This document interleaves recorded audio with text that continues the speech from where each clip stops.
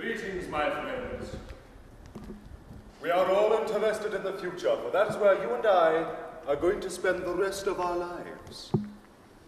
And remember, my friends, future events such as these will affect you in the future. You are interested in the unknown, the mysterious, the unexplainable. That is why you are here. And now, for the first time, we are bringing to you the full story of what happened on that fateful day. We are giving you all the evidence, based only on the secret testimony of the miserable souls who survived this terrifying ordeal. My friend, can your heart stand the shocking facts about grave robbers from outer space? Where are you going, Jeff? I'm going after that saucer. Holy mackerel! What in the world? It gets a little lonely. I don't like hearing noises, especially when there ain't supposed to be any.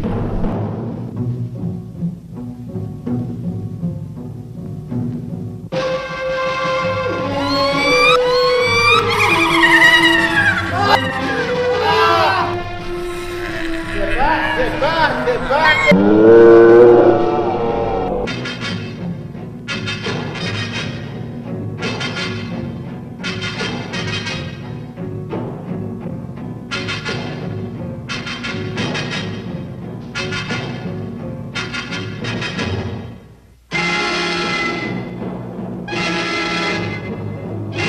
Plan 9 from Outer Space. It's a science fiction film and it's a horror film. I guess I'll have to go. Essentially, the aliens are trying to convince us, the human race, that they exist.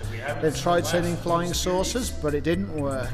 So their plan is to bring dead people to life and send them to march on the governments of Earth. And then the aliens will convince us that they truly exist. And that's their entire Plan 9. Once you get beyond those lights, you'll be able to see your head in front of your face. Gone. Yeah. I'm gonna turn into a vampire very soon. Oh, that's exciting. Are you excited? Yeah. Who's your character? Sorry? Who's your character?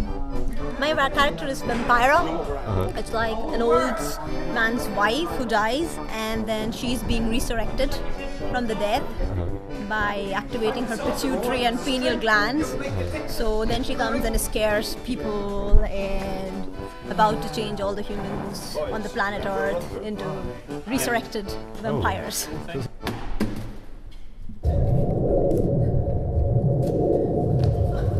You believe there are such things as flying saucers, Sergeant Trent? Yes, sir. You've seen them with your own eyes? Yes, sir. You're aware that there's a government directive stating that there's no such thing as flying saucers? Yes, sir.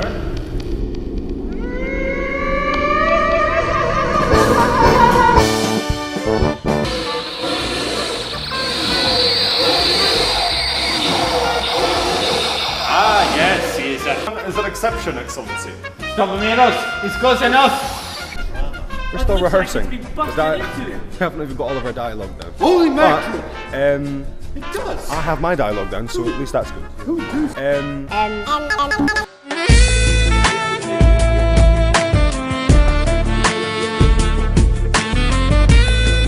Sometimes when you're gone, it gets a little lonely. And I reach over and I touch it. And then it doesn't seem so lonely anymore. A crazy kid. I do love you, darling. I'll see you later. Goodbye, honey. Goodbye.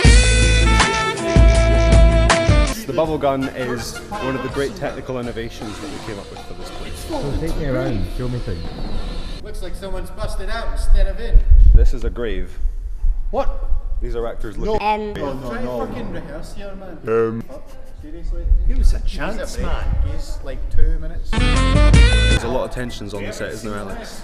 There seems to be lots of nerves and what have you, but that's always the way before a show. I've never been on a show where people weren't.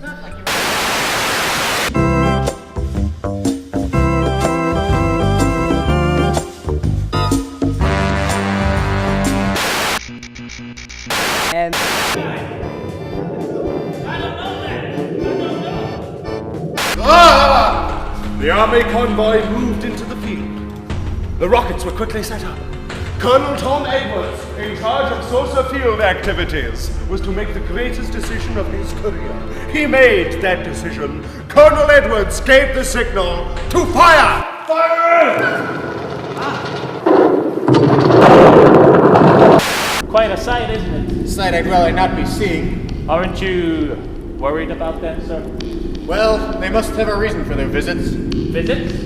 But that would indicate visitors. Surely you don't point your... I've been out here in the cemetery so often you'd think I'd taken a lease out in this place. Not a long lease, I hope. This is it. This is Inspector Clay's grave. It looks like it's been busted into. Holy mackerel! It does! Who would do such a thing? Ah yes, Plan 9 deals with the resurrection of the dead. Long distance electrodes shot into the pinion pituitary glands of the recent dead.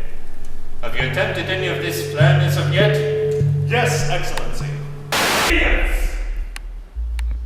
That's enough, mister. Hold on. Now you hold on. First was your firecracker, a relatively harmless explosive.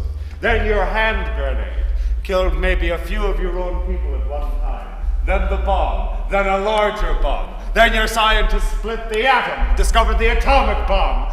Then they invented the hydrogen bomb, where you explode the actual particles of the air itself. And now you are on the brink of destroying this universe, which our sun empowers. The only explosion left is the Solargonite. Mr. Clay, deal with our guests. That's all I'm gonna take from you.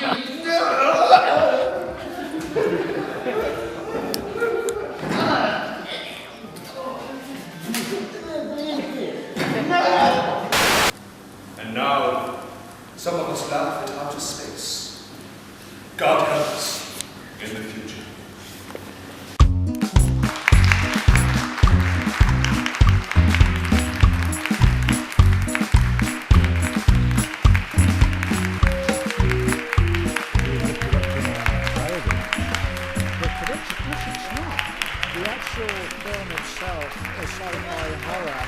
Was actually seriously done, but I think they were very short of budget at the time, and it's by accident become a parody of what it was trying to do. So we're in the production, we're following that original story, but everyone who was doing it in the original and also here are doing everything with the best of intentions. I think it was just a combination of shortage of budgets and putting things together very quickly in a short period of time Made it such a that it became an accident, really, and it's endured as a comedy, as something that wasn't made as a comedy, but it's become a comedy. So your production is the enjoyment of this? Yeah.